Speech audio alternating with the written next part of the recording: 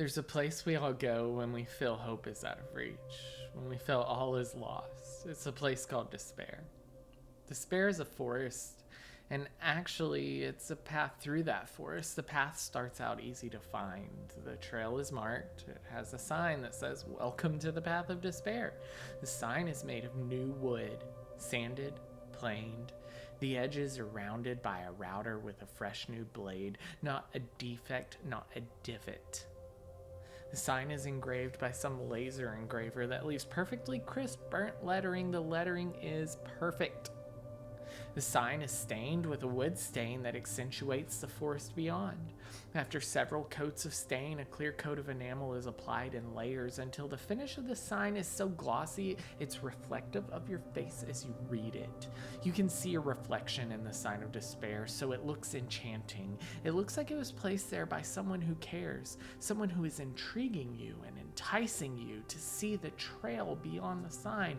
Why would such a lovely sign lead to anything bad? The trail is marked. It's a known place. Why else would there be a sign? So you begin walking down the trail of despair, and it starts like any decent trail would, crushed rocks stamped into the ground, allowing for an easy path, an easy hike, a planned footpath. Many people have stumbled upon this trail before you, and you can see that they've seen the sign and continued on. You can't see their footprints because the surface of the path is so packed, either by feet or some machine, but you know either way that they've been there, so why shouldn't you explore it too? So you start your journey, but not unprepared. You have your backpack filled with all the necessary items needed for the journey. You know you are ready. Up until now, you've just been moving through your life, following the twists and the turns that come with normal life. But somewhere along that normal journey of life, somewhere, you lost your hope. And now there isn't any path but this one that appears to be worth going down. So with your backpack of items, you begin your trek. I mean, the path is so clearly marked and the trail is so clearly walked. It must be where everyone goes, right? So you journey forward, walking. You walk this path of crushed rock for a while, thinking of how hard rocks are. How much force is required to crush them? If rocks can be crushed and trampled, why can't you? The journey has started. You walk a little bit further into the forest. The trees, they loom overhead. The great branches of the trees create a natural arbor, shielding you from the light of the sun. But that's okay. The sun casts light on things. It makes shadows. You'd prefer to walk in the dark. You don't want the natural illumination. That's when you can see things for how they truly are, and that's not why you're here. You're here to live in the shadows now. You're here to see things dimly. Looking at yourself in this dimness of the ever-encroaching forest, you only see what you want to, or worse yet, things that aren't even there. The dark plays tricks on you. But hey, you started down this path for a purpose.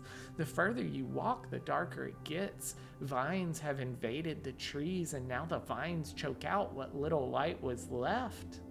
That's okay, though, you say to yourself. You'd rather not see yourself for who you really are anyway. As you continue, the path is no longer smooth. It starts to get bumpy. Potholes fill with water and muck starts to appear. Your shoes get soggy, your socks get wet, but you're on a journey, and with all journeys, there will be discomfort. Let's not forget the path we're on. We're on the path of despair. So onward you travel. The path now has large rocks to trip over, only to remind you that life itself is rocky. We aren't promised an easy path, right? You trip and fall, you scrape your knee, but you came prepared. You open your bag to look for your first aid kit, and then you realize that you had cared for someone else's wounds before you got here. You must have left your ointment and bandages with them. That's okay. You can handle some bloody knees. At least you're wearing jeans. It covers all the other scars on your legs, and as the blood soaks through, you realize at some point the bleeding will stop. You're fine. You will continue. Why turn around now? Nothing can stop you. You are determined. Anyway, you determine that the holes in the rocks can be avoided if you move more slowly, so you start to move slower, and you just call it soaking it all in. You're focused on the issues at hand, and if you focus hard enough, you can avoid all further problems. You press on slowly but surely. Now the roots begin to invade the path. It's the roots of the trees that help obscure your vision, so in a way, you're thankful for these roots. Sure, they make your traverse harder, but they're a constant reminder of how deeply rooted the issues are that cause you to not have to see yourself for who you truly are. You're thankful for them. You like the reminder every time you stub your soggy toe on one. At least you have something to blame the pain on. I mean, they were here since before you can even remember. It's a good excuse. It's something to focus on. It's not your fault. You're just on the path. Down the trail you go further and further. It's darker and darker. Now the vines that battled the tree limbs have taken completely over. The trees are dying and it's starting to rain. The decaying trees and the cascading vines allow the rain to muddy the path even more. The dimness of the natural arbor and the storm clouds metamorphosize dimness to total darkness. The storm floods the path, the holes, the rocks, and the roots become hidden by the onslaught of the torrent.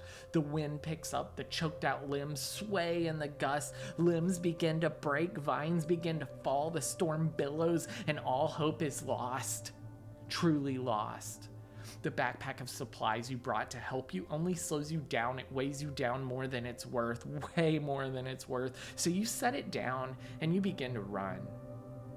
You run, you trip in every hole, you fall on every rock, you stub your toe on every root, you have to climb over every branch, you detangle yourself from every vine that choked out every tree, you swim through the deluge, you decide you don't want to continue forward. All of a sudden the arbor is no more, the sun breaks from behind the clouds, you're illuminated now. You thank God for the fresh air. Oh, the fresh air. And as you exit the path, you ask yourself, why did I ever travel down the path of despair?